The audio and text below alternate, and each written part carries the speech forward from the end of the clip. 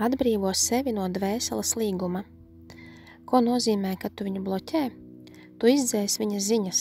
Saki sev, ka pilnībā ej uz priekšu, bet viņš joprojām dzīvo tavās domās, tavos sapņos, tavā sirdī, tāpēc, ka salauzta sirds nebeidzas ar klusumu.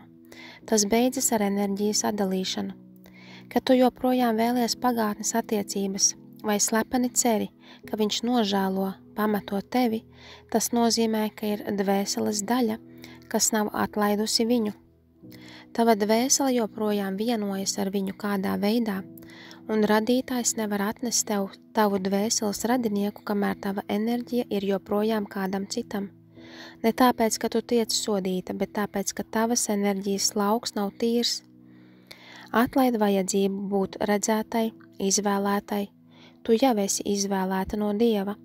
Tava dziedināšana sākas momentā, kad tu pārstāji jautāt visiem, lai viņš jūtu tavas sāpes. Un sāc izvēlēties prieku bez viņa. Sveitī viņu un atlaid viņa enerģiju no savas dzīves. Atver sirdi augstākai mīlestībai.